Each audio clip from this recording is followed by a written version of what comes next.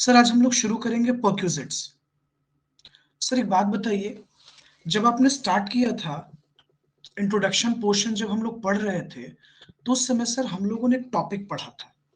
हम लोगों ने एक पॉइंट पढ़ा था जहां आपने ये बताया था कि सैलरी बेसिकली 4 चीजों से मिलकर बना है। याद कीजिए बच्चों, बेसिक सैलरी सबसे पहला पॉइंट, अलाउंस दूसरा पॉइंट, तीसरा परक्यूजिट, और फोर्थ मैंने आपको बताया था profit in lieu of salary. याद कीजिए, लीव ऑफ सैलरी। अलाउंसेस हम लोगों ने पूरा डिस्कशन कर लिया बच्चों। अलाउंसेस पर हम लोगों का पूरा डिस्कशन हो चुका है, डिस्कशन चल चुका है। तो अब नंबर आता है परक्यूजिट्स का। अब हम लोग थोड़ा ध्यान देंगे परक्यूजिट्स के बारे में और परक्यूजिट्स को पढ़ेंगे। सर पर्क्स क्या है, परक्यूजिट्स क्या है? ध्यान से सभी बच्चे ध्यान दीजिएगा बच्चों। द टर्म परक्यूजिट्स, परक्यूजिट्स क्या है भाई? तो कहता है बच्चों, the term perquisites means any benefit, किसी भी तरह का benefit attach to an office, या तो वो ऑफिस से अटैच हो। अब एक चीज देखना बच्चों, ऑफिस से तभी अटैच हो सकता है जब वो एम्प्लॉय हो। अगर वो एम्प्लॉय नहीं है तो सैलरी से अटैच कैसे हो सकता है बच्चों? ऑफिस से कैसे अटैच हो सकता है? और पोजीशन, मतलब जिस पोस्ट पर है वो, उस पोस्ट का उसको बेनिफिट मिल रहा है इन एडिशन टू सैलरी, मतलब सैलरी और वेजेस के अलावा एक्स्ट्रा बेनिफिट जो ऑर्गेनाइजेशन, जो ऑफिस उसको दे रही है या उसके पोस्ट के कारण उसको मिल रहा है। कहता है बच्चों, perquisites denote a personal advantage, एक पर्सनल बेनिफिट दिया जा रहा है भाई साहब को। It may be given in cash और इन काइंड, ये बेनिफिट कैश में भी दिया जा सकता है, ये बेनिफिट काइंड में भी हो सकता है। Okay okay? बच्चों कहता है if it is given in kind it should be capable of being measure in terms of money, measure in terms of money, इसको हम पैसों के टर्म्स में मेजर कर सकते हो। कहने का मतलब बच्चों, किसी भी तरह का जब आप बेनिफिट देते हो तो उस बेनिफिट का एक वर्थ होना चाहिए, मतलब एक मॉनेटरी वैल्यू होनी चाहिए। एग्जाम्पल समझिएगा बच्चों, फॉर एग्जाम्पल मान लीजिए आपके एम्प्लॉय का एक स्कूल है, एक स्कूल चलता है, इस स्कूल में एम्प्लॉय के बच्चे जा रहे हैं पढ़ने के लिए, और बच्चों जब इसी स्कूल में कोई बाहर का बच्चा पढ़ने आता है तो मान लो उसको मंथली फी देना होता है 1500 पर मंथ, और एम्प्लॉय का बच्चे फ्री में पढ़ रहे हैं। तो बच्चों इस सर्विस का एक वर्थ है, ये जो काइंड में बेनिफिट मिल रहा है उस बेनिफिट का एक वर्थ है बच्चों, एक वैल्यू है, उसकी एक आर्थिक वैल्यू है। ओके तो क्या कह रहा है बच्चों, जो काइंड होगा उसका एक मेजरेबल वैल्यू होना चाहिए। आई बात समझ में? अब देखिए, ज्यादातर कहा जाता है बच्चों, कभी भी अगर perquisites receive in cash are termed as allowance for income tax purpose. ठीक है बच्चों, तो इनकम टैक्स में ज्यादातर कहा जाता है कि अगर कोई भी चीज कैश में मिल रहा है तो वो अलाउंस है, अगर वो काइंड में मिल रहा है या बेनिफिट के रूप में मिल रहा है तो वो परक्यूजिट्स है, जिसको बच्चों शॉर्ट में हम लोग पर्क्स कहते हैं। होप सो ये टर्म आप समझ गए होंगे कि परक्यूजिट्स का मतलब क्या है, एक बेनिफिट, एक पर्सनल एडवांटेज, या किसी काइंड में बेनिफिट जो है वो आपको काइंड में दिया गया है, लेकिन उस बेनिफिट का एक अपना मॉनेटरी वैल्यू है, दैट इज कॉल्ड परक्यूजिट। लेकिन बच्चों जब इसी बेनिफिट को हम कैश में देने लगेंगे आपको, तो ये इनकम टैक्स पर्पस में इसको अलाउंस के कैटेगरी में रख दिया जाता है। बताइए, यहां तक कोई दिक्कत है तो बताइए। अभी आप लोग जानना चाहेंगे कि सर परक्यूजिट्स का क्या फंडा है, क्या सिनेरियो है। आइए सभी बच्चे ध्यान से मेरी बात को सुनिएगा। देखिए, परक्यूजिट्स के साथ टोटल 3 तरह की चीजें हैं और हम लोग तीनों को समझने की कोशिश करते हैं। सबसे पहला कंडीशन है बच्चों, कहता है कि perquisite taxable in all cases, मतलब सभी केसेस में ये टैक्सेबल है, हर लोगों को टैक्स पे करना है। ठीक है, ध्यान दीजिएगा। पहला, फर्स्ट सिचुएशन, perquisites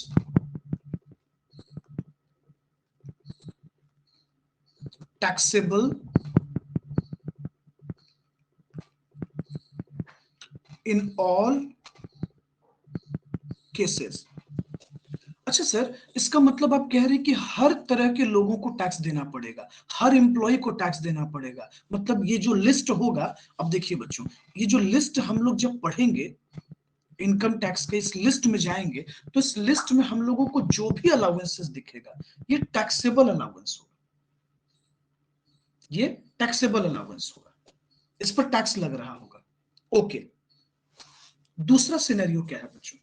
दूसरा सिनेरियो कहता है कि perquisites taxable in case of specified employ only.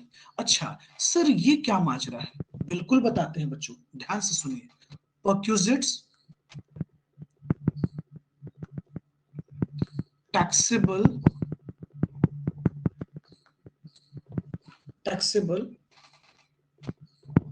in the case of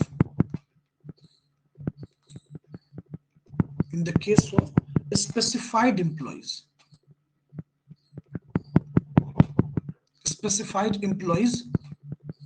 only। अच्छा sir, what do you mean here कि कुछ ऐसे भी परक्यूजिट्स हैं जो सिर्फ स्पेसिफाइड एम्प्लॉय के लिए टैक्सेबल होंगे। इसका मतलब सर, सबसे पहले तो हमें यह जानना होगा कि हम स्पेसिफाइड एम्प्लॉय कहते किनको। बिल्कुल, आपको जानना होगा, आपको जानना होगा डायरेक्टर्स के बारे में, आपको जानना होगा वैसे एम्प्लॉय के बारे में जो कंपनी में 20% से कम सब्सटेंशियल इंटरेस्ट होल्ड करते हो, मतलब कंपनी का शेयर्स होल्ड करते हो। ओके, मतलब सर हम लोग इस टॉपिक को भी देखेंगे। बिल्कुल बच्चों, बिल्कुल देखना है। अच्छा, जो तीसरा कैटेगरी है हमारा, जो तीसरा कैटेगरी है वो है टैक्स फ्री परक्यूजिट्स। सर ये क्या है? Tax free perquisites. सर हाँ जी, स्क्रीन नहीं दिख रहा है। तो सर आपने कहा टैक्स फ्री परक्यूजिट्स, यानी परक्यूजिट्स का बेसिक कैटेगराइजेशन तीन तरीके का है। एक तो हमारा टैक्सेबल परक्यूजिट्स हो जाएगा, जिसको हम हर हाल में क्या कर देंगे? टैक्सेबल कर देंगे, मतलब हम इस पे पूरी तरह से टैक्स लगा देंगे। दूसरा, perquisites taxable in the case of specified employees, मतलब स्पेसिफाइड एम्प्लॉयज के केस में ही टैक्सेबल है। दूसरा, और तीसरा कंडीशन है टैक्स फ्री परक्यूजिट्स। ये जो परक्यूजिट है ये टैक्स फ्री है।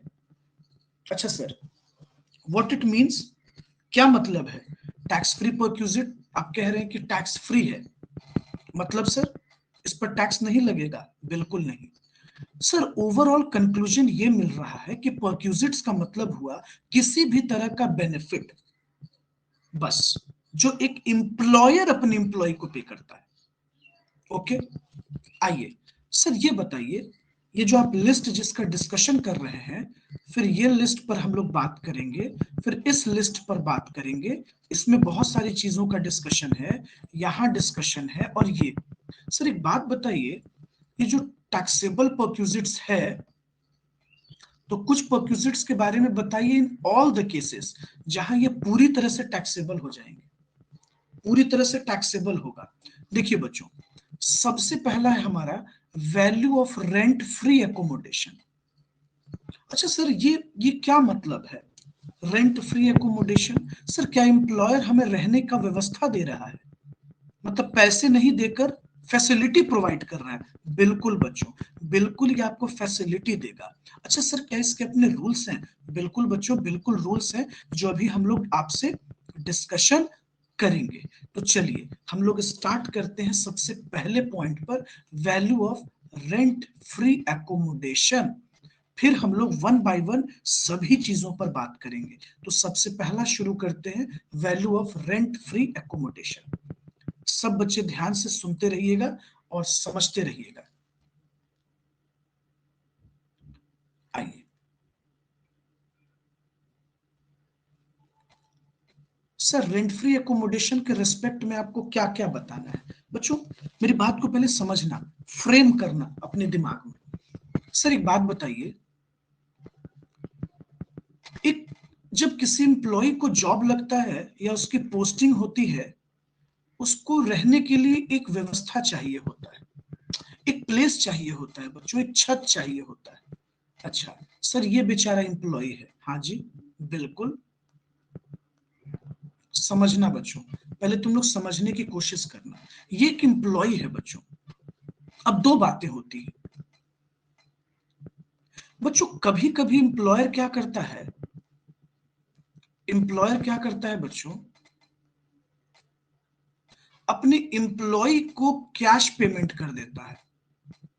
सुनना, कैश पेमेंट कर देता है और कहता है कि जाओ कोई अच्छा सा घर देख के रह जाना, रेंट पर ढूंढ के रह लेना।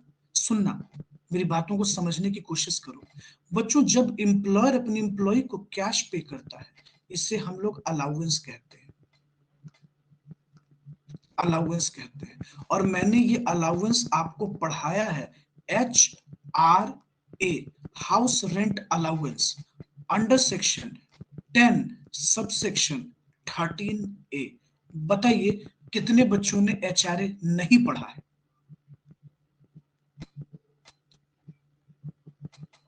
क्या हम लोगों ने क्लास में HRA का डिस्कशन किया था? हाँ जी सर, बिल्कुल हम लोगों ने HRA के बारे में पढ़ा है। ठीक है, अगर किसी बच्चों का छूट गया होगा तो परेशान मत होना, हमसे बात कर लेना, मैं HRA आपको बता दे। फिर आते हैं सर, अगर एम्प्लॉयर एम्प्लॉय को एक घर ही बनाकर दे दे, मतलब एक घर अरेंज कर दे दे।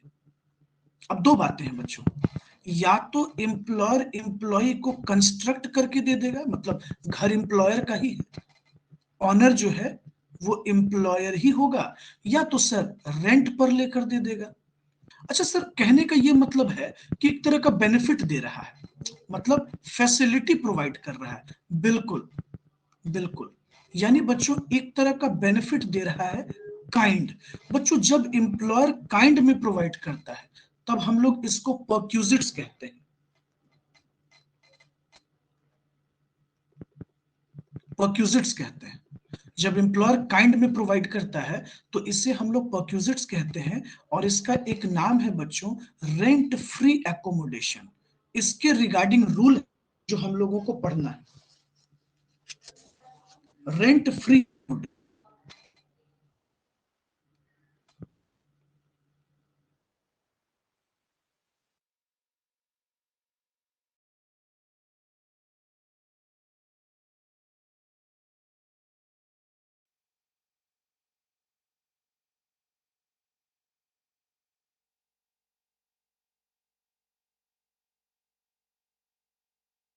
सर आवाज नहीं आ रहा है। आवाज रुक गया सर। सर वीडियो आवाज म्यूट हो रुक गया। गया सर। सर आवाज नहीं आ रहा है सर, वॉइस नहीं आ रहा है।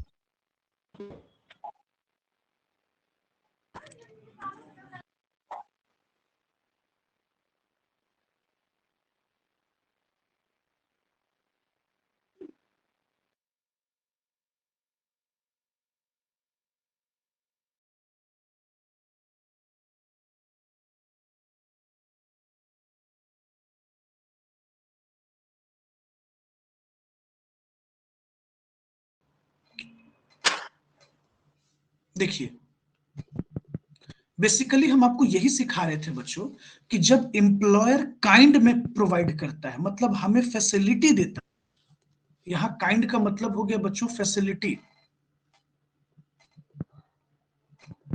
फैसिलिटी, तब ये परक्यूजिट्स कहलाया। और इस परक्यूजिट का नाम क्या है बच्चों, रेंट फ्री एकोमोडेशन।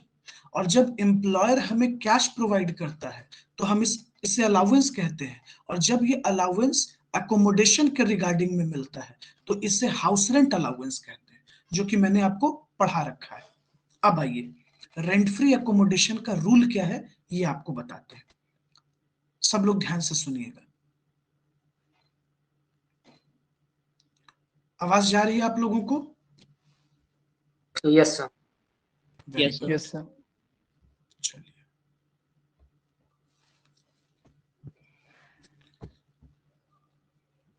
देखिए सर, सबसे पहले हम लोग valuation of unfurnished rent accommodation को समझना चाहेंगे। अच्छा सर, टोटल मैटर क्या है? देखिए सुनिएगा बच्चों, पहला मैटर यह है कि अगर हम लोग सेंट्रल गवर्नमेंट या स्टेट गवर्नमेंट के एम्प्लॉय हैं और अगर आपको एम्प्लॉयर एक बंगलो प्रोवाइड करता है, जैसे एग्जांपल देखिएगा बच्चों, आप लोगों ने सुना भी होगा, जैसे देखिएगा आरबीआई के अपने क्वार्टर्स होते हैं, आपने देखा है, ईएसआई का अपना क्वार्टर है, आप जानते हो, रेलवे का अपना क्वार्टर है, आप जानते हो, ये चीजें आपको पता है बच्चों। रेलवे प्रोवाइड कर रही होती है, ईएसआई प्रोवाइड कर रही होती है बच्चों, आरबीआई प्रोवाइड करती है, एसबीआई के अपने एम्प्लॉयज के लिए क्वार्टर है। तो हम ये कहना चाह रहे हैं बच्चों कि जब एक गवर्नमेंट एम्प्लॉयर अपने एम्प्लॉय को प्रोवाइड करता है रेंट फ्री एकोमोडेशन, तो जो टैक्सेबल पोर्शन होगा वो rent as per government rule के अकॉर्डिंगली जो रेंट है वही टैक्सेबल होगा, जिसको बच्चों हम लोग लाइसेंस फी कहते हैं। इसको कहा जाता है लाइसेंस फी। क्या बोलते हैं बच्चों, बोलो क्या बोलते हैं? लाइसेंस फी। लाइसेंस। Very good. इसका मतलब सर ये जो टैक्सेबल पोर्शन होगा लाइसेंस फी, तो सर क्वेश्चन में क्या ये लिखा होगा? बिल्कुल बच्चों, लाइसेंस फी के बारे में क्वेश्चन में ऑलरेडी आपसे डिस्कशन किया जाएगा। ओके, अच्छा सर, उसके बाद कहता है अदर देन गवर्नमेंट एम्प्लॉय, मतलब सर आप नॉन गवर्नमेंट के बारे में बात कर रहे हैं? बिल्कुल बच्चों, नॉन गवर्नमेंट के बारे में हम लोग बात कर रहे हैं, जितने भी नॉन गवर्नमेंट एम्प्लॉय हैं उनके लिए बात कर रहे हैं। मतलब ऐसे समझ लो बच्चों, प्राइवेट सेक्टर के एम्प्लॉयज के बारे में बात कर रहे हैं। अब बच्चों यहाँ दो बातें हैं, सब लोग ध्यान से समझिएगा एकदम से। बच्चों मान लो हम आप पे एग्जांपल ले लेते हैं, आप टाटा में जॉब कर रहे हो, ठीक है, टाटा में। ये भी तो हो सकता है बच्चों कि वो जो फ्लैट है वो टाटा का नहीं हो, ये भी हो सकता है कि वो फ्लैट टाटा का हो। तो पहला सिचुएशन बच्चों, एकोमोडेशन ओन्ड बाय एम्प्लॉयर, मतलब ये घर किसका है? ये घर किसका है भाई? तो एम्प्लॉयर का है। दूसरा situation, accommodation is taken on rent, मतलब एम्प्लॉयर मालिक नहीं है। बिल्कुल बच्चों। अच्छा सर, मतलब कि जो एम्प्लॉयर है, जो टाटा है हमारे एग्जांपल में, तो सर क्या टाटा ने हमें रेंट पर लेकर दिया है? बिल्कुल बच्चों, चाहे टाटा आपको रेंट पर लेकर दे या लीज पर रहने दे, सवाल यही खड़ा हुआ कि दो ऑप्शन है अपने पास, एकोमोडेशन जो है या तो एम्प्लॉयर का होगा या एकोमोडेशन एम्प्लॉयर का नहीं होगा। सर क्या इस रिगार्डिंग रूल्स हैं? बिल्कुल। अच्छा, तुम लोग ये भी सोच रहे होंगे, सर एक बात बताइए, एकोमोडेशन का मतलब क्या हुआ? घर तो सिंपल समझ में आ रहा है, क्या सर सिर्फ घर को ही एकोमोडेशन कहते हैं? नहीं बच्चों, सिर्फ घर को ही एकोमोडेशन नहीं कहते, मैं बता रहा हूं, बस सुनते जाइएगा। सर अभी आप दो रूल हम लोगों को बताए। पहले आपने कहा कि अगर हम गवर्नमेंट एम्प्लॉय हैं और हमें रेंट फ्री एकोमोडेशन मिल रहा है, सुनते जाइएगा बच्चों, if we are the government employ और हम लोगों को रेंट फ्री एकोमोडेशन मिल रहा है, तो सर हमारे सैलरी में क्या टैक्सेबल होगा? बच्चों, अगर आपके पापा रेलवे के एम्प्लॉय हैं या किसी और गवर्नमेंट सेक्टर के एम्प्लॉय हैं और उनको एक क्वार्टर मिलता है, तो उस क्वार्टर का गवर्नमेंट के रिकॉर्ड में जो लाइसेंस वैल्यू होगा गवर्नमेंट रूल के अकॉर्डिंगली, वही टैक्सेबल होगा। Am I audible बच्चों? Yes sir, for example sir. Yes sir.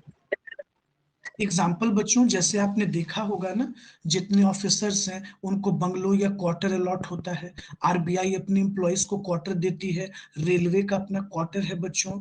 आपने देखा होगा कि पुलिस एडमिनिस्ट्रेशन में जो है, पुलिस प्रशासन जो है वो क्वार्टर अलॉट करके देती है अपने एम्प्लॉयज को। अब बच्चे चाहे वो बड़ा हो या छोटा हो, उस बात से मैटर नहीं करता, मैटर है कि क्वार्टर मिलता है ना, एकोमोडेशन मिलता है कि नहीं मिलता है, फ्लैट मिलते हैं कि नहीं। तो गवर्नमेंट के रूल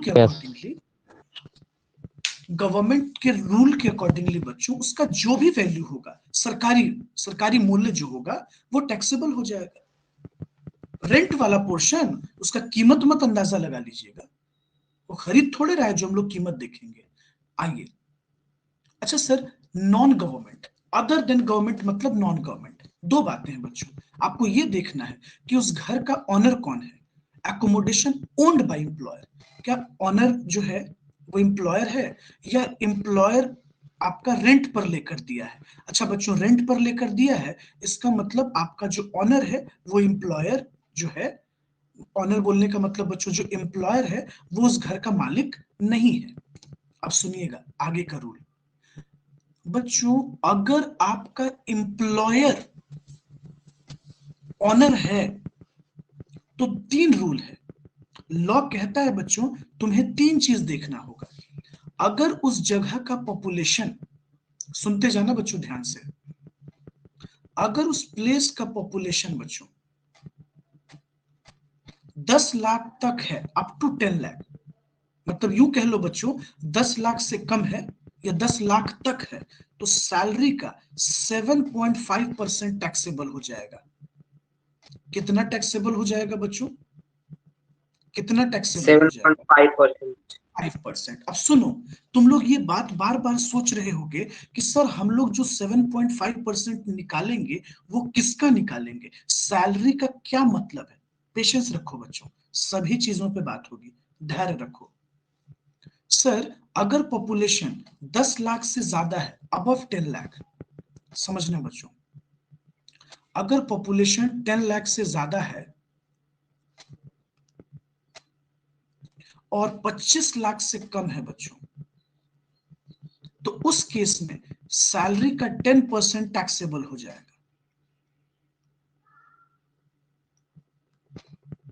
सर एक बात बताइए, अगर पॉपुलेशन 25 लाख से ज्यादा हो गया तब, तो बच्चों आपको सैलरी का 15% लेना पड़ेगा और ये पोर्शन टैक्सेबल हो जाएगा। सर एक बात बताइए, अगर एम्प्लॉयर जो है हमारा, मतलब हमारे एग्जांपल में टाटा है, अगर हमारी जो टाटा है, अगर उसके ये फ्लैट नहीं है, ये घर उसके नहीं है, उसने रेंट पर लेकर दिया है या लीज पर लेकर दिया है, तो रूल क्या होगा? रूल है बच्चों 15% ऑफ सैलरी, सैलरी का 15% ले लेंगे और rent paid by employer, employer जो रेंट पे करेगा विच इज लेस, इस दोनों में बच्चों जो कम हो जाएगा हम उस पोर्शन को क्या कर देंगे? टैक्सेबल कर देंगे। उस पोर्शन को क्या कर देंगे? टैक्सेबल कर देंगे।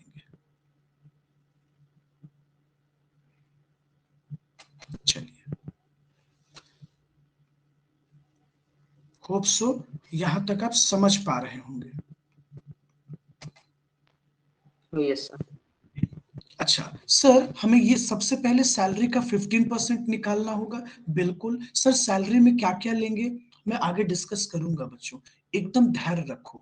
और जो एम्प्लॉयर रेंट पे कर रहा है, इन दोनों में जो सबसे छोटा अमाउंट होगा उसको हम टैक्सेबल कर देंगे।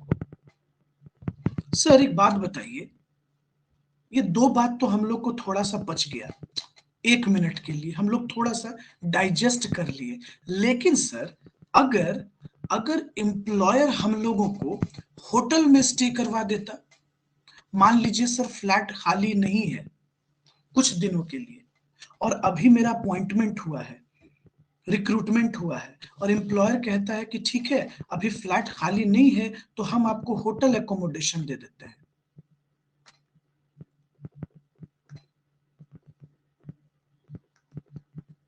तो सर उस केस में क्या रूल होगा? हम बिल्कुल आपसे डिस्कस कर रहे हैं, बस थोड़ा सा पेशेंस रखिए। आइए सबसे पहले एटलीस्ट आप इतना पोर्शन तो नोट डाउन कर लीजिए अपने कॉपी में, रेंट फ्री एकोमोडेशन, इसको नोट डाउन कीजिए। फिर हम आपको होटल एकोमोडेशन भी बताएंगे, एकोमोडेशन का मतलब भी बताएंगे, सैलरी में क्या लेना है क्या नहीं लेना है ये भी आपको बताएंगे। बस धैर्य रखिए, हम सब सिखा देंगे आपको।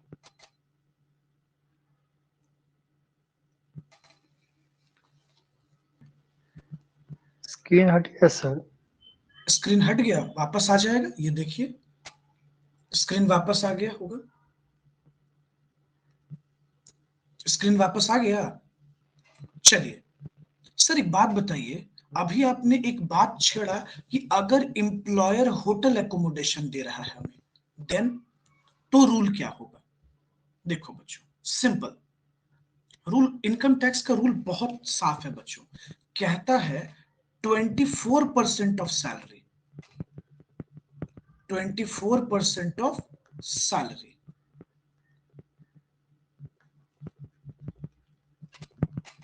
और हायर चार्ज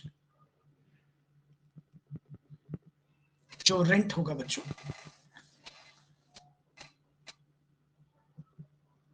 जो होटल का रेंट होगा, higher charge which is less. बच्चों दोनों में से जो लेस है वो पोर्शन हम क्या कर देंगे भाई साहब, तो टैक्सेबल कर देंगे, विच एवर इज लेस। तो 24% ऑफ सैलरी और higher charge which is less, ये जो फिगर आएगा बच्चों ये टैक्सेबल कर देंगे। लेकिन आप अब सोच रहे होंगे कि सर सैलरी का हमें 24% लेना है तो क्या पूरे साल के सैलरी का? नहीं बच्चों, अगर ये आदमी 10 दिन होटल में रुका है तो 10 दिन के सैलरी का 24%। अगर आपने अपने एम्प्लॉय को 20 डेज होटल में स्टे कराया है तो 20 डेज के सैलरी का 24% लेना होगा हमें। अगर आपने अपने एम्प्लॉयज को 50 डेज स्टे कराया होगा तो 50, क्या हुआ बच्चे, ठीक हुआ तुम्हारा? अच्छा नहीं दिख रहा है अभी भी? अच्छा ठीक है, रुक, अच्छा सुबह में नेटवर्क ठीक रहता है? ओके, अच्छा ठीक, अच्छा अच्छा ठीक है, रुकिए हम क्लास के बाद कॉल करते हैं। उसके बाद देखिए बच्चों, अगर सर हम अपने एम्प्लॉयज को 50 डेज होटल में स्टे करेंगे तो हमको क्या करना होगा, सबसे पहले बच्चे आपको 50 दिन का सैलरी लेना होगा, उसका 24%। ये हम बार बार क्यों रिपीट कर रहे हैं, दिमाग में बिठा लीजिए बच्चों, जितना दिन हम अपने एम्प्लॉयज को होटल स्टे कराते हैं उतने दिन के सैलरी का 24% लेना होता है। बोलिए कोई प्रॉब्लम? सुना आप लोगों ने? सर एक बात बताइए, यहां तक तो हम लोग समझ गए, अब सर सैलरी में क्या लेंगे क्या नहीं लेंगे ये भी बता दीजिए। बिल्कुल बताते हैं। और सर एकोमोडेशन का मतलब क्या होगा ये भी बता दीजिए। बिल्कुल बताते हैं, सुनते जाना। हायर चार्ज मतलब सर? रेंट भाई, होटल का रेंट। अच्छा ठीक है सर। भाड़ा, भाड़ा को बोलते हैं हायर चार्ज।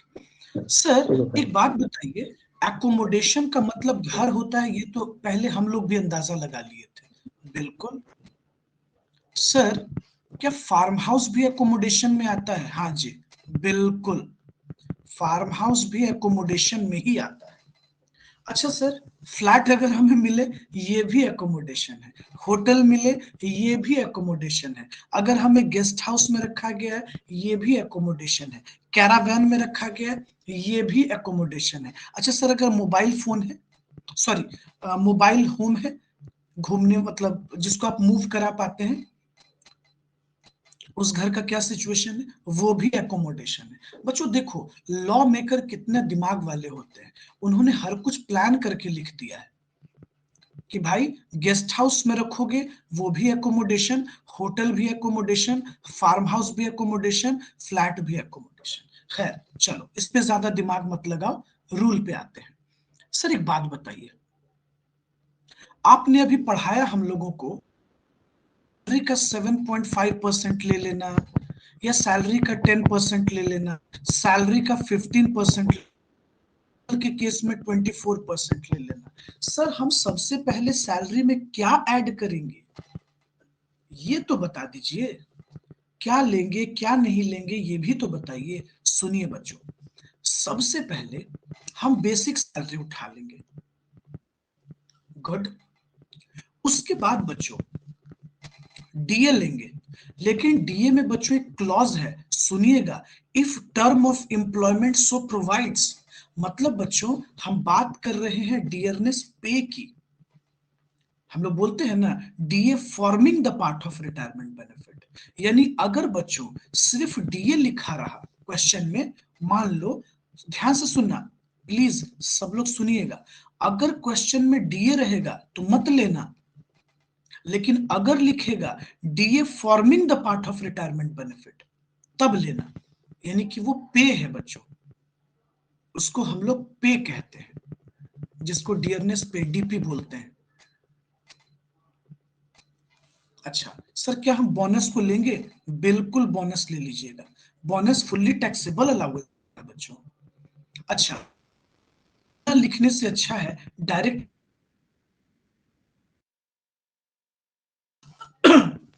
आवाज कट गया सर। ओके आवाज कट गया, कहां से? सर अगर एग्जाम में सिर्फ डीए रहा, मान लो बच्चों ओनली डीए हम लिखते हैं, और ऐसे लिखे रहा DA forming part of retirement benefit, या sir DA if term of employment so provides, ये जो लिखा हुआ है बच्चों। और सर अगर लिखा रहा है डियरनेस पे, सर हमें किस डीए को लेना है? जो क्वेश्चन एग्जाम में सिर्फ डीए लिख दिया तो मत लेना, नहीं इंक्लूड करना बच्चों, मत इंक्लूड करना। लेकिन अगर लिख दिया, am I audible? Yes sir, you are audible. Yes sir. Yes sir. Okay, अगर बच्चों ये लिखा DA forming the part of retirement benefit, या DA if term of employment so provides, या डियरनेस पे, हाँ बोलो।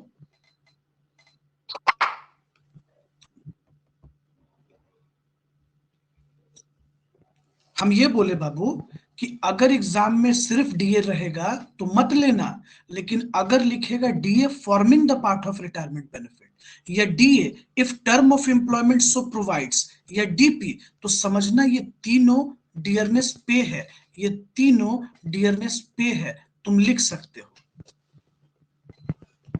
बस इसी तीनों को लिखना है। अच्छा सर उसके बाद आप कह रहे हैं taxable portion of all the allowances, लेकिन सर इसमें कैसा अलाउंस? देखिए बच्चों ये फुल्ली टैक्सेबल अलाउंस की बात कर रहा है, फुल्ली टैक्सेबल अलाउंस। अच्छा सर आपने पढ़ाया था फुल्ली टैक्सेबल अलाउंस, बिल्कुल मैंने आपको बता रखा है, याद कीजिए, मैंने आपको बताया है बोनस, मैंने आपको बताया है कमीशन और मेडिकल अलाउंस, मैंने आपको बताया है टिफिन अलाउंस, मैंने आपको बताया है नॉन प्रैक्टिसिंग अलाउंस, मैंने आपको बताया हिल अलाउंस, वार्डन अलाउंस। बोलिए बताया है कि नहीं? Yes sir. Yes yes sir. तो ये सब कंसीडर होगा बच्चों, मतलब नट शेल में हम कहें तो फुल्ली टैक्सेबल अलाउंस चला जाएगा, सिंपल। अच्छा सर हम लोग थोड़ा प्रैक्टिस करेंगे तब सीख पाएंगे, हाँ बच्चों ये फैक्ट है, इन सब चीजों को जब तक प्रैक्टिकली क्वेश्चन नहीं बनाएंगे, आपको हम दिखाएंगे नहीं कंपेयर करके कि देखो ऐसे ऐसे होगा, तब तक थोड़ा सीखना डिफिकल्ट है। ओके आइए, तो सबसे पहले आप इसको भी लिख लीजिए, सैलरी का मतलब नोट डाउन कर लीजिए।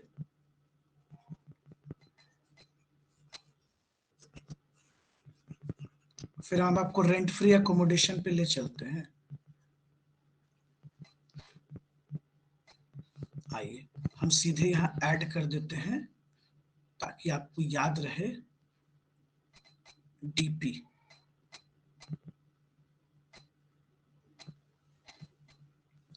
तो सर आप ये कहना चाह रहे थे कि हम लोग इन सभी चीजों को पहले लिखेंगे, ऐड करेंगे, और जो वैल्यू आएगा इसका लेंगे बच्चों एज पर नीड। अगर हमें 10% की जरूरत है तो 10, 7.5% की जरूरत है 7.5%, और 15% की जरूरत है तो 15%, सिंपल। आवाज जारी है ना? आवाज जारी है? यस सर, आवाज आ रही है। Yes sir. नोट डाउन कीजिए, उसको लिखिए, फिर हम आपको एक दो क्वेश्चन बनाकर दिखाते हैं उस पर, तो थोड़ा थोड़ा क्लियर होगा आपको। सर क्वेश्चन में कह रहा है कि एक शोभित नाम के पर्सन है, देखते जाइएगा बच्चों। Sir Shobhit is a district magistrate of Agra, ये डीएम है, मतलब सर ये गवर्नमेंट एम्प्लॉय है, जाहिर सी बात है बच्चों, आईएएस है तो गवर्नमेंट एम्प्लॉय ही होंगे। ओके सर आगे कह रहा है कि he is living in a furnished bungalow. अच्छा सर ये कहां रह रहे हैं? तो फर्निश्ड बंगलो। अच्छा बच्चों वर्ड पे ध्यान दीजिएगा, फर्निश्ड। अच्छा बच्चों फर्निश्ड का मतलब होता है वैसा घर जहां सारी फैसिलिटी लगा कर दी गई है। एग्जाम्पल सर जैसे जैसे फर्नीचर, गुड। मान लो बच्चों टीवी, फ्रिज, वॉशिंग मशीन, मतलब एक नॉर्मल घर में जो जरूरत होती है बच्चों, बेड हो गया, फर्नीचर्स हो गए, इन सभी चीजों को लगा दिया गया है, इसलिए लिखा है बच्चों फर्निश्ड एकोमोडेशन। आवाज जा रही है ना बच्चों? Yes sir. यस इनकी yes sir. Salary, yes sir. इनकी सैलरी है 1,50,000 पर मंथ। Very good. कहता है बच्चों rent of unfurnished bungalow as per government rule. याद करो बच्चों, अभी जस्ट मैंने आपसे डिस्कशन किया कि गवर्नमेंट एम्प्लॉय के केस में जो गवर्नमेंट रूल के अकॉर्डिंगली, जिसको हम लोग लाइसेंस फी कहते हैं, वो टैक्सेबल होगा। बताओ मैंने आपको अभी बताया कि नहीं? आपने भी नोट डाउन भी किया है? Yes sir. Yes sir. मिलाओ बच्चों, यस सर। अपने कॉपी मिलाओ। Very good. आगे कहता है बच्चों it's fair rental value is 7,000 per month. बच्चों ये यूजलेस है, ये तुमको बस ऐसे ही दे दिया गया है, इसका कोई काम नहीं। आगे कहता है he is provided a furniture. अच्छा इनके फ्लैट में बच्चों इनको एक फर्नीचर भी दिया गया है, एक फर्नीचर लगाकर दिया गया है, और जो फर्नीचर है उसका कॉस्ट 1,20,000 है। फर्नीचर का जो कॉस्ट है वो 1,20,000 है। कह रहा है बच्चों हम लोगों को कि आप ये बताओ कि रेंट फ्री एकोमोडेशन का कंप्यूटेशन कितना होगा। अब तुम सोच रहे होगे कि सर आपने तो लाइसेंस फी जोड़ने को बता दिया, लेकिन फर्नीचर के बारे में कुछ नहीं बताया। बिल्कुल सही है, ध्यान रखो बच्चों। वेट अ मिनट, आ जाओ तुमको ले चलते हैं वापस, चीजों को एक बार दिखाते हैं। हम लोग जहां पढ़ रहे थे उस पेज में वापस शिफ्ट कर रहे हैं, बस 1 मिनट वेट करना, तुरंत शिफ्ट कर जाएंगे। आ गया पेज, विजिबल है? Yes sir, visual. अब देखिएगा, सुनते जाइएगा। सर देखिए, हमको बताने की कुछ जरूरत नहीं है, लाइन आपको सब समझा रहा होगा। Sir value of unfurnished accommodation, ये जो भी फिगर आएगा वो हम लोग ले लेंगे। बिल्कुल। तो सर अभी वाले क्वेश्चन जिसको आप हमको बता रहे थे, उस क्वेश्चन पे के अकॉर्डिंगली गवर्नमेंट रूल जो कहता है वो हमें ले लेना चाहिए। बिल्कुल। और सर फर्नीचर का क्या करना है? एक बार देखो तो बच्चों क्या कह रहा है। कह रहा है 10% ऑफ कॉस्ट ऑफ फर्नीचर। अगर एम्प्लॉयर का फर्नीचर है तो उसका 10% जोड़ दो, और अगर एम्प्लॉयर भाड़ा पे लाके दिया है तो जो भाड़ा का चार्ज है, हायर चार्ज, वो जोड़ दो।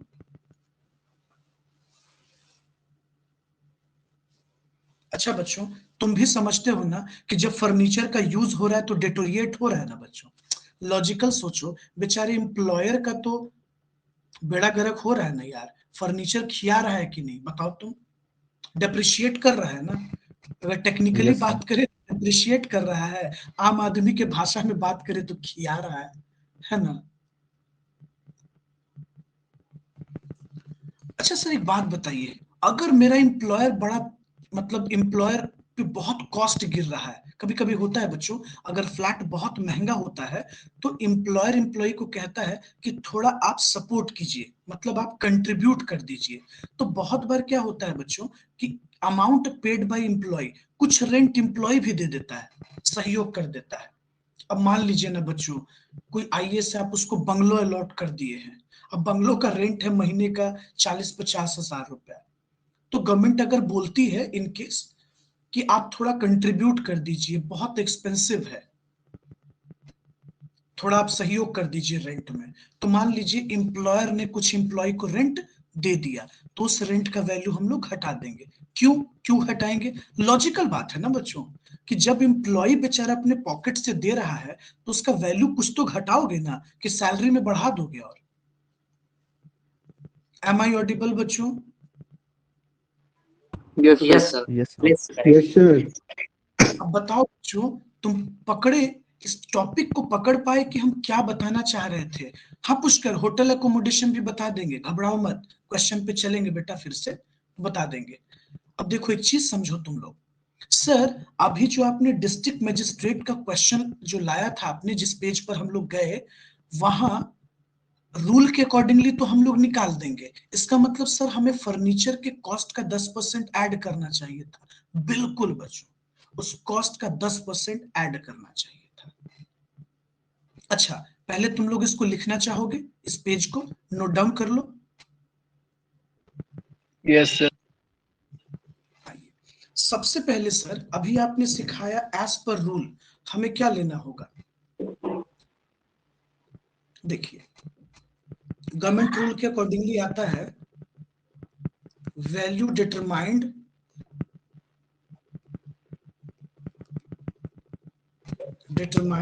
as per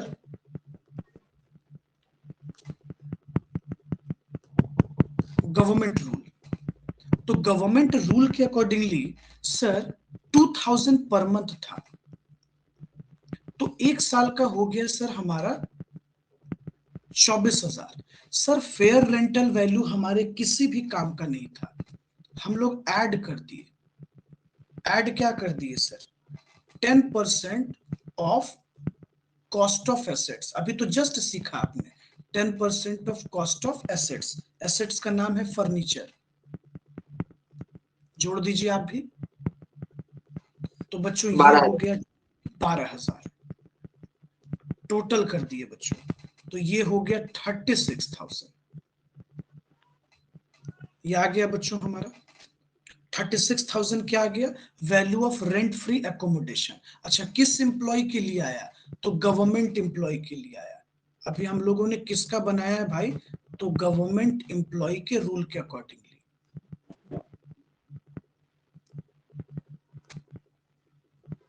चलिए, तो हम लोगों ने शॉर्ट न्यूमेरिकल का पहला सवाल सॉल्व किया, आप लोग भी बनाइए। बताइए बच्चों, भारी है? बिल्कुल नहीं। ऑब्जर्व कीजिए बच्चों, रूल का खेल था। मैंने अभी आपके दिमाग में इस रूल को डाला कि गवर्नमेंट एम्प्लॉय के लिए जो गवर्नमेंट रूल्स होते हैं, जो गवर्नमेंट रूल्स के अकॉर्डिंगली जो घर का वैल्यू होता है वो हम ले लेते हैं, वही हमने किया। देखिए बच्चों, कहता है कि Nishant is employed in a town, population 13 lakh. बच्चों याद कीजिए, अगर पॉपुलेशन 10 लाख से कम होगा 7.5%, 10 लाख से ज्यादा होगा तो सैलरी का 10%, और 25 लाख से Yes, sir. ज्यादा Second. होगा तो 15%। 10%. हाँ, तो सर 15. इस सिचुएशन में तो सैलरी का हमें 10% लेना पड़ेगा। बिल्कुल। आगे चलते हैं बच्चों, कहता है कि भाई साहब की जो बेसिक सैलरी है वो कितना है? 16,000 पर month. Very good. DA, DA कितना है बच्चों? तो 4,000 पर मंथ। जरा देखिएगा बच्चों, इसमें एक बड़ा अच्छा खेल है। कहता है 40% इंटर इनटू रिटायरमेंट बेनिफिट। अच्छा, मतलब सर कुछ ऐसा हाल है, ये जो 4,000 डीए मिल रहा है बच्चों, इस 4,000 का सिर्फ 40% रिटायरमेंट बेनिफिट का पार्ट है। मतलब बच्चों 1,600 पर मंथ यानी ये डीपी है, डियरनेस पे है। Am I audible? आप लोग सुन रहे हो? Yes sir. Yes sir. हाँ, इसका Yes, मतलब sir. सर ये हम लोग के साथ खेल गया, यानी ये डियरनेस पे है सर। वेरी गुड, ठीक है सर, ये चीज तुम लोग समझ गए। अब देखते हैं, तो सर आपने बताया था कि डीए मत लेना, सिर्फ डियरनेस पे लेना। तो सर उस हिसाब से हमें सिर्फ 1600 रुपए लेने चाहिए सैलरी में। सैलरी का मतलब एचआरए निकालने के लिए, सॉरी रेंट फ्री निकालने के लिए। आगे देखिए बच्चों, बोनस भाई साहब को कितना मिला है? 16,000 पर एनम। सर ये तो फुल्ली टैक्सेबल है, बिल्कुल। कमीशन कितना मिला है? 9,000 पर एनम, वेरी गुड। अच्छा सर, ईए का मतलब होता है बेटा इंटरटेनमेंट अलाउंस। मैंने आपको पढ़ाया था, entertainment allowance is a fully taxable allowance. और बच्चों जिनको नहीं याद है वो सुनकर भी ध्यान दीजिए, इंटरटेनमेंट अलाउंस फुल्ली टैक्सेबल होता है बेटा। एंटरटेनमेंट अलाउंस पे पूरी तरह से टैक्स लगता है, फुल्ली टैक्सेबल।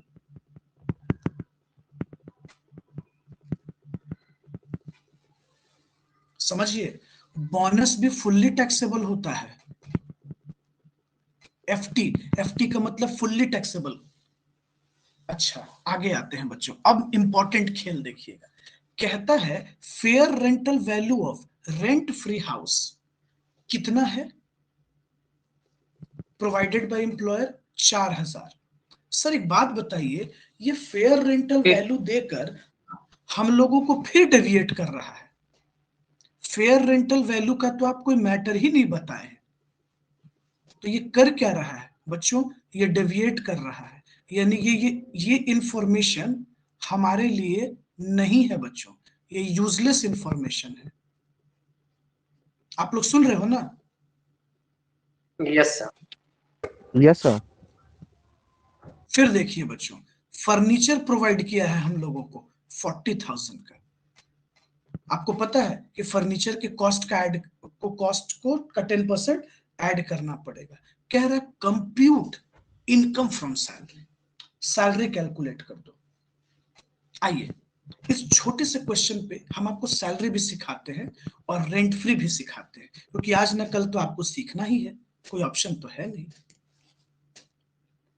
आप लोग बुक ओपन कीजिएगा, न्यूमेरिकल शॉर्ट न्यूमेरिकल 9, हम थोड़ा स्लाइड कर रहे हैं इसको, देखिए। सबसे पहले बच्चे हम लोगों ने हेडिंग दे दिया, क्या कैलकुलेट करना है? तो salary, computation of taxable income from salary, heading दे देते हैं बच्चों। कंप्यूटेशन, कंप्यूटेशन का मतलब होता है बेटा कैलकुलेशन, तो कंप्यूटेशन ऑफ टैक्सेबल इनकम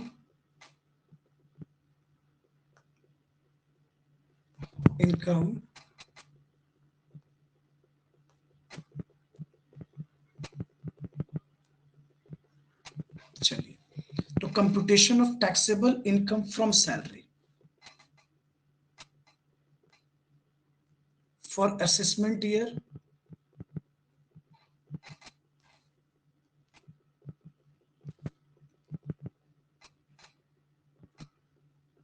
21-22।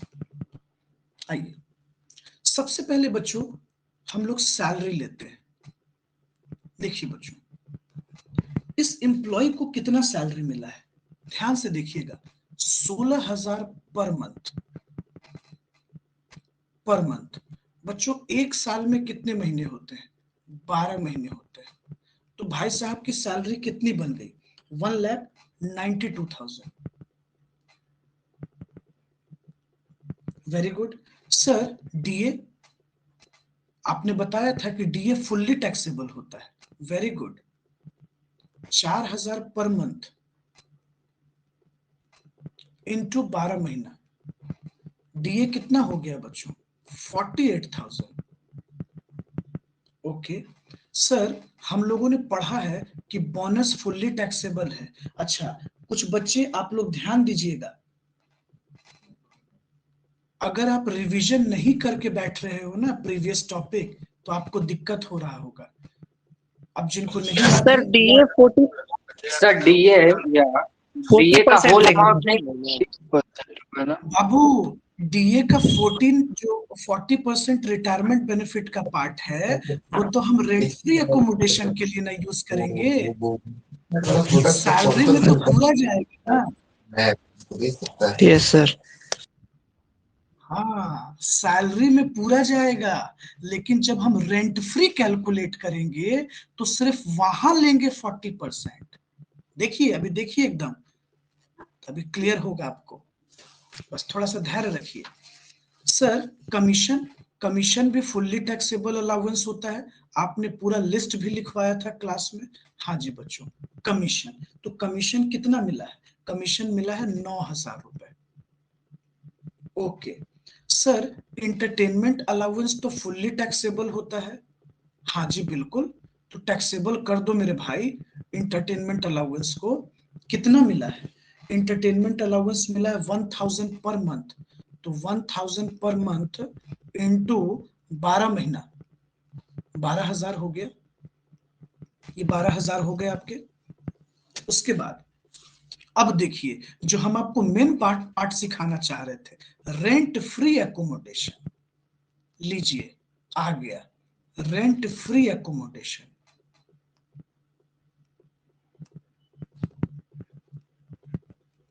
बच्चों मेरा मेन थीम था ना आपको रेंट फ्री सिखाना, सैलरी तो हम आपको आगे भी सिखाएंगे, लेकिन सोचे कि चलो बताते हैं, कम से कम कुछ तो सीखोगे ही, खोने को कुछ नहीं है, पाने को है इसमें। आइए देखिए 9 नंबर क्वेश्चन में करना। अब आइए सर, अब जरा रेंट फ्री एकोमोडेशन हम लोग को बता दीजिए कि रेंट फ्री एकोमोडेशन भी निकालेंगे। देखिए हम साइड करते हैं इसको और लिखते हैं। सबसे पहले हम लोग वर्किंग नोट में गए। गुड, क्या कैलकुलेट करना है भाई? तो value of rent free accommodation निकालना है।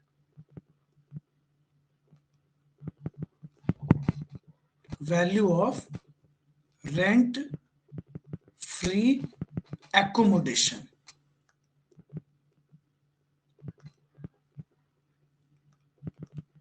बच्चों जब पॉपुलेशन 10 लाख से ऊपर होता है तो हम लोगों को सैलरी का 10% लेना है, 10% ऑफ सैलरी। देखो सबसे इंपॉर्टेंट बात यही है कि सर हम सैलरी में क्या क्या लें।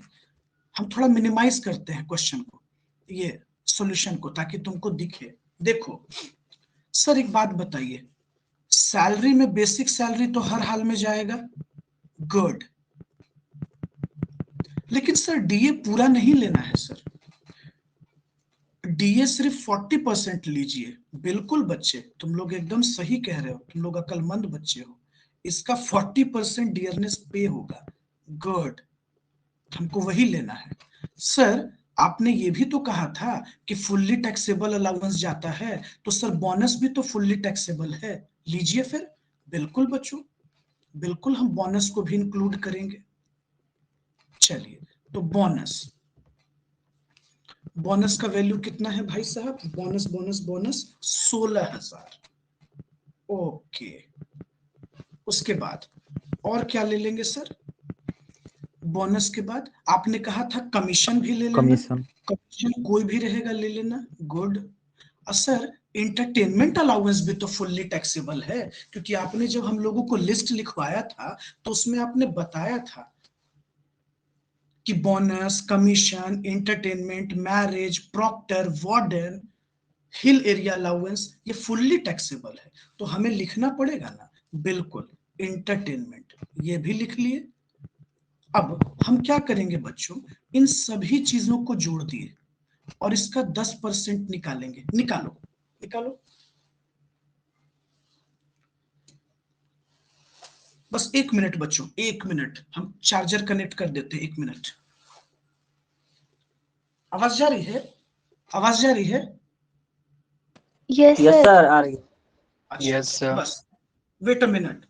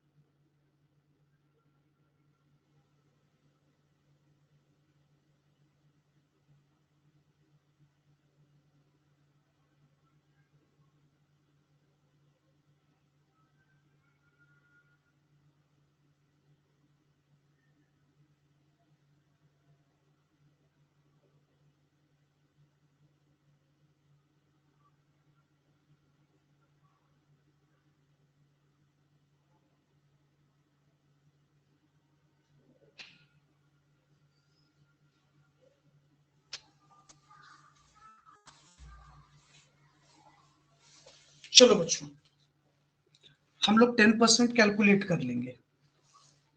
कितना आया था बच्चों, बताओ तुम लोग, 10% कितना आया था? 24,820। 24,820। 24,820 रुपया। उसके बाद बच्चों मैंने आपको ये भी तो सिखाया है कि अगर फर्नीचर दिया हो तो उसका 10% कॉस्ट ऐड कर दो, या कोई भी एसेट्स हो।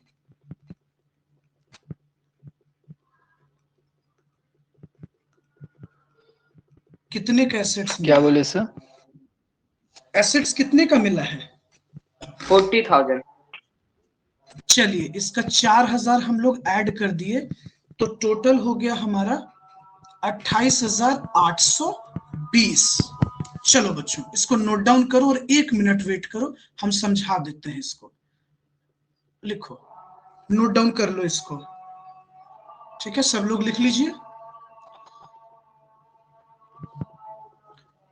ओके, चलिए इतना सारा पेज है यस सर। सब। सही ओके, 10% कॉस्ट ऑफ एसेट कहाँ से?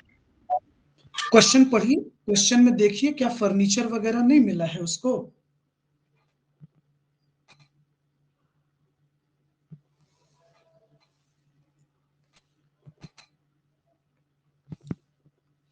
फर्नीचर मिला है?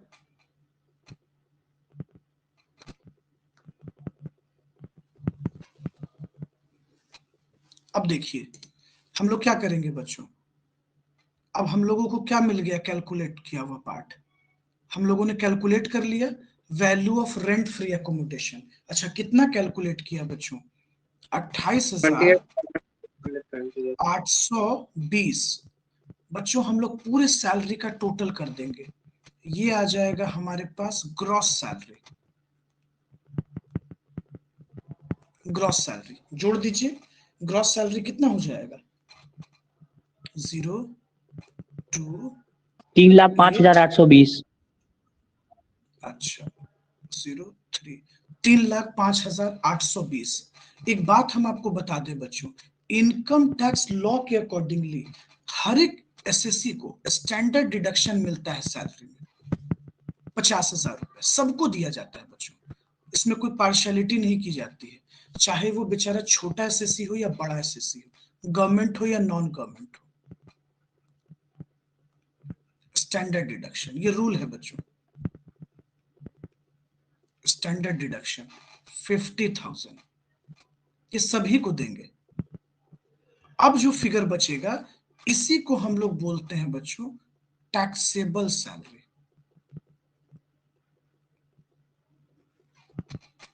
कितना आ गया? 2,55,820।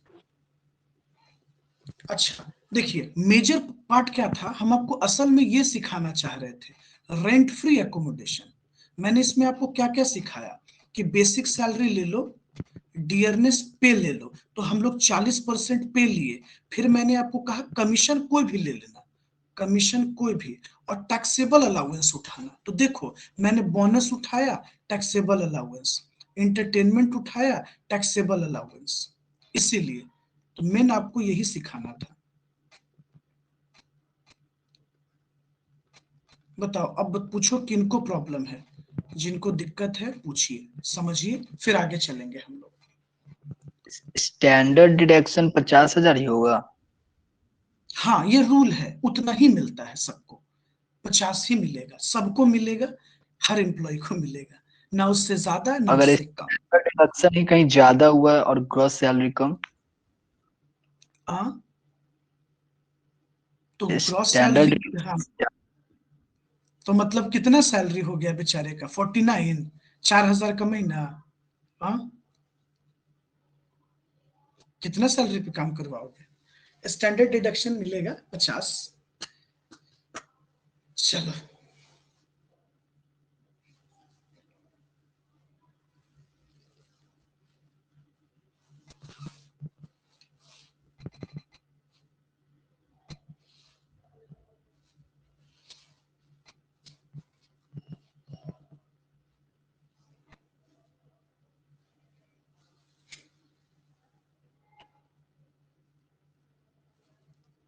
कंप्लीट कीजिए, कोई दिक्कत है तो पूछिए, फिर हम लोग आगे चलेंगे।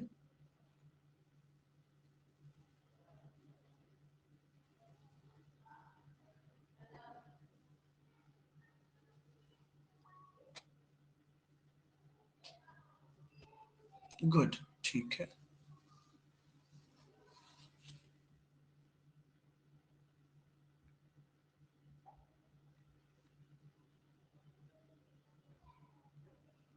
बच्चों अगर आप लोग को कोई प्रॉब्लम नहीं है तो हम लोग आगे चलते हैं। इस पे रिलेटेड एक और क्वेश्चन है, अभी 2-3 क्वेश्चन है, बनाएंगे तभी सीखेंगे बच्चों।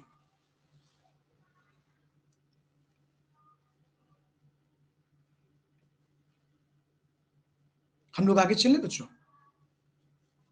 Yes sir. Yes sir. Yes, sir. Yes sir. आइए, एक है 12 नंबर बच्चों, 12 number.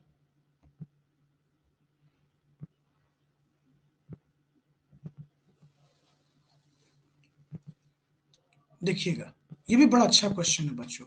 Mister X is an officer, अच्छा okay, bank officer receive salary कितना बच्चों? 26,000 पर मंथ। अब ध्यान देना, इनकी सैलरी कितनी है? तो 26,000 पर मंथ है। आगे कहता है बच्चों, as a salary and 1,000 per month as dearness allowance. अच्छा बच्चों, अलाउंस कह रहा है, जबकि हमको रेंट फ्री के लिए पे चाहिए। आगे कहता है बच्चों, he is getting entertainment allowance, जो कि फुल्ली टैक्सेबल है। He is also getting bonus 3 month पे, 3 महीने पे के बराबर बच्चों, यानी 26,000 जो महीना है वो 3 महीने के बराबर इसको मिलेगा। आगे कहता है बच्चों, he resides in a bank, sorry, he resides in a house taken on rent by a bank. लो देखो बच्चों, बैंक रेंट पर लेकर दिया है। अभी रूल बताए थे आपको, क्या रूल बताए थे? 15% ऑफ सैलरी, सैलरी का 15% और हायर चार्ज मतलब rent paid which is less.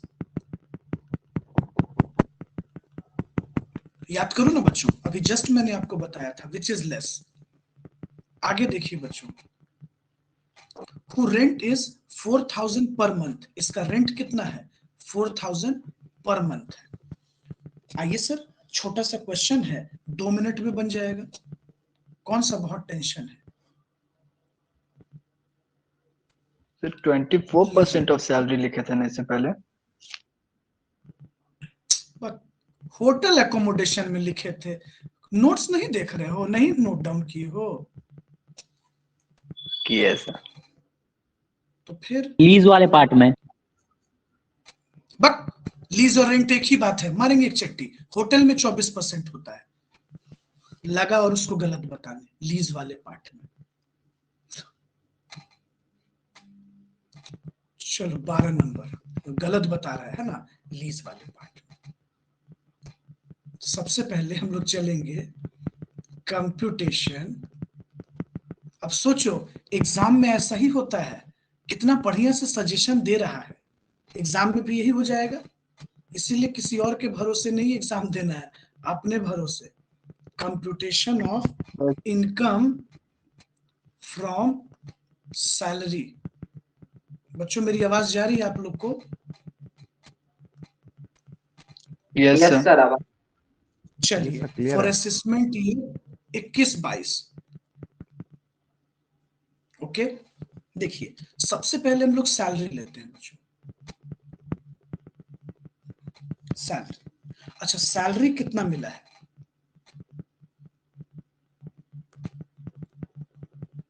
26,000 per month into 12। तो बच्चों एक साल की सैलरी हो गई 3,12,000 रुपए।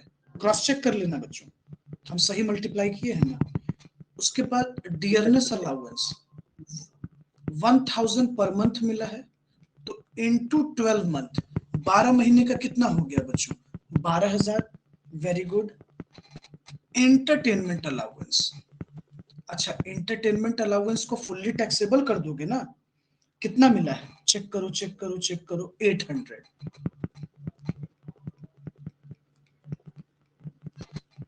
चलिए 96। उसके बाद बोनस, बोनस बोनस कितना मिला है भाई साहब? बोनस बोनस बोनस 3 मंथ पे, तो बच्चों 26,000 इंटू 3 मंथ, 3 महीने के बराबर, तो ये कितना हो जाएगा? 78,000। आगे कहता है बच्चों रेंट फ्री एकोमोडेशन,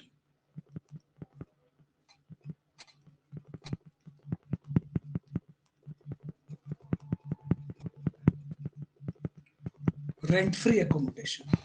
अब ये तो निकालना पड़ेगा बच्चों। मैंने आपको बताया था कि जब एम्प्लॉयर रेंट पर लेकर देता है, मतलब कि जो मालिक है, जो आपका एम्प्लॉयर है, वो घर का मालिक नहीं है। आइए सबसे पहले वर्किंग नोट में चलिए आप। वैल्यू ऑफ रेंट फ्री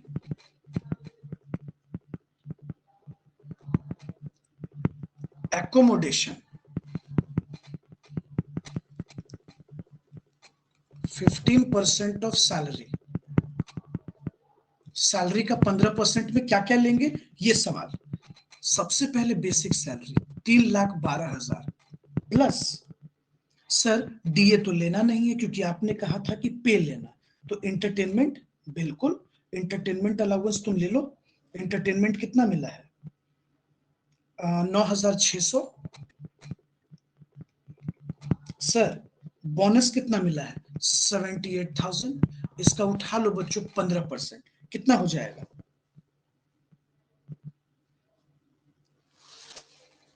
चलो कैलकुलेट करना पड़ेगा। 3,12,000 प्लस 9,600 प्लस 59,940।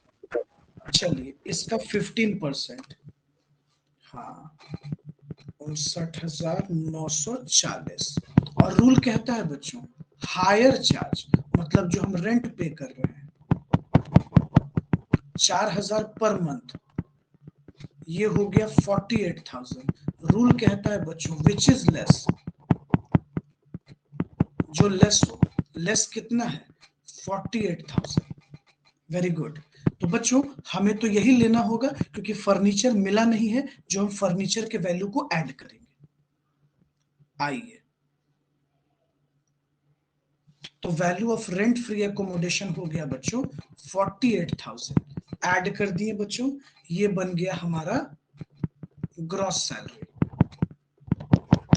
ग्रॉस सैलरी कितना आ जाएगा? 4,59,600।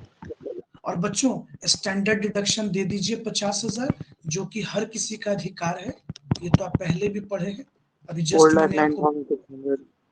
वेरी गुड, ये हो गया आपका 4,09,600। ये हो गया आपका इनकम फ्रॉम सैलरी।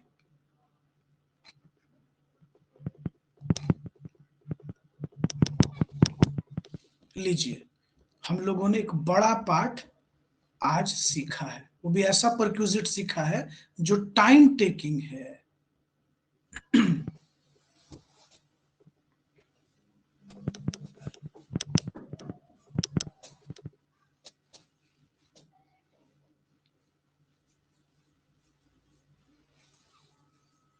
सर बोलो। सर यहाँ पर आप बोले थे कि डियरनेस अलाउंस रहेगा तो नहीं लेंगे, पे रहेगा तब ना लेंगे। तो हम ले लिए, देखो ना हम लिखे हैं क्या, 12,000 मैंने रेंट फ्री एकोमोडेशन में लिखा है, चेक करो। नहीं सर।